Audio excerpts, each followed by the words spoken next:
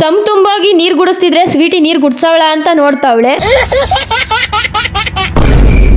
ಇವತ್ ಬೇಗನೆ ಎದ್ದೆ, ಪಕ್ಕದ ಮನೆ ಮಿಕ್ಸಿ ಸೌಂಡ್ಗೆ. ಬೆಳಗ್ಗೆ ಎದ್ದ ತಕ್ಷಣ ಬ್ರಷೀಟ್ ನ ಮಡ್ಸ್ಲಿಲ್ಲ ಅಂತ ಅಂದ್ರೆ ಮನೇಲಿ ಒದೆ ಬೀಳ್ತವೆ. ಒದೆ ಅಂತೂ ಬೀಳ್ಲಿಲ್ಲ ಅಂತ ಅಂದ್ರೂ ಬೈಗುಳ ಅಂತೂ ಕೇಳಲೇಬೇಕಾಗುತ್ತೆ.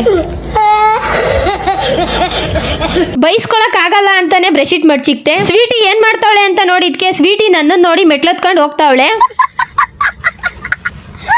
ನನ್ ಮೇಲೆ ಸ್ವೀಟಿ ಕೋಪ ಮಾಡ್ಕೊಂಡವಳೆ ಅಂತ ನಾನ್ ಅನ್ಕೊಂಡೆ. ಆದ್ರೆ ನಾನ್ ಮೆಟ್ಲು ಮೇಲೆ ಕೂತ್ಕೊಂಡಿದ್ಕೆ ನನ್ ಮೇಲೆನೆ ಸ್ವೀಟಿ ಕೂತ್ಕೊಳಕ್ ಬರದ. ನಮ್ ಸ್ವೀಟಿ ದಿನ ಸ್ಟಾರ್ಟ್ ಆಗದೆ ನನ್ ತೊಡೆ ಮೇಲೆ ಕೂತ್ಕೊಂಡು ವಾತಾವರಣನ ನೋಡೋದ್ರಿಂದ. ವೆದರ್ ಈ ರೀತಿ ಇರೋದಕ್ಕೆ ನಮ್ ಸ್ವೀಟಿನ ಇವತ್ ವಾಕಿಂಗ್ ಕರ್ಕೊಂಡು ಹೋಗ್ಲಿಲ್ಲ. ನಾನ್ ಕರ್ಕೊಂಡು ಹೋಗ್ತೀನಿ ಅಂತ ಅಂದ್ರು ನಮ್ ಸ್ವೀಟಿ ವಾಕಿಂಗ್ ಅಂತೂ ಬರಲ್ಲ. ಯಾಕೆ ಅಂತ ನಿಮ್ಗೆ ಯಾರಿಗಾದ್ರೂ ಗೊತ್ತಿದ್ರೆ ಕಮೆಂಟ್ ಮಾಡಿ ಹೇಳಿ. ಇವತ್ ನಾಷ್ಟಕ್ಕೆ ಶಾವ್ಗೆ ಉಪ್ಪಿಟ್ಟನ ಮಾಡಿದ್ದೆ. ನಮ್ ಸ್ವೀಟಿ ಯಾಕೋ ತುಂಬಾ ಬೊಗ್ಳುತ್ತಿದ್ಲು ಅಂತ ಆಚೆ ಬಂದ್ ನೋಡಿದ್ಕೆ ಕುರಿ ಮೇಕೆ ಮೇಸೋರು ಬಂದಿದ್ರು. ಅದನ್ನ ನೋಡಿ ನಮ್ ಸ್ವೀಟಿ ಬೊಗ್ಳುತ್ತಿದ್ಲು.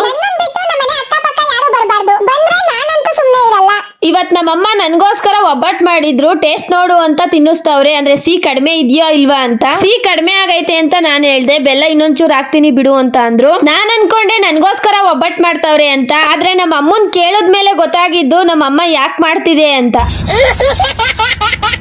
ದಿವಾನದ್ ಕೆಳಗಿರೋ ಸ್ವೀಟಿ ಎಲ್ಲೋದ್ಲು ಅಂತ ನೋಡಿದ್ರೆ ಸ್ವೀಟಿ ಅಡ್ಗೆ ಮನೇಲಿ ಕೂತವಳೆ. ನಮ್ಮಮ್ಮ ನನ್ಗೋಸ್ಕರ ಒಬ್ಬಟ್ಟು ಕೊಡ್ತಾರೆ ಅಂತ. ನಮ್ಮ ಮನೆ ಪಕ್ಕದವ್ರದ್ದು ಬರ್ತಡೇ ಇತ್ತು. ಬರ್ತಡೇಗೆ ಹೋಗಿದ್ವಿ ನಾನು ಮತ್ತೆ ನಮ್ಮಮ್ಮ. ಕೇಕ್ ನ ಇಸ್ಕೊಂಡು ಮನೆಗ್ ಬಂದಿದ್ಕೆ ನಮ್ ಸ್ವೀಟಿ ನನಗ್ ಕೊಡ್ತಾಳ ನಮ್ಮ ಅಕ್ಕ ಅಂತ ನೋಡ್ತಾವಳೆ. ಊಟ ಮಾಡಿ ಆಚೆ ವಾಕಿಂಗ್ ಹೋಗೋಣ ಅಂತ ಅನ್ಕೊಂಡ್ರೆ ಮಳೆ ಬರ್ತಿತ್ತು. ಅದಕ್ಕೆ ಹೋಮ್ ಮಿನಿಸ್ಟ್ರುಗಳ್ದು ಮನೇಲೆ ಮೀಟಿಂಗ್ ಸ್ಟಾರ್ಟ್ ಆಗಿತ್ತು. ಅದ್ರಲ್ಲಿ ನಮ್ ಸ್ವೀಟಿ ಕೂಡ ಭಾಗಿಯಾಗಿದ್ಲು. ನಿಮ್ಮ ಅಮ್ಮನ ಪಿಂಡ ಯಾವ ಬೋಳಿ ಮಗನಿಗೆ ಅರ್ಥವಾಗುತ್ತದೆ.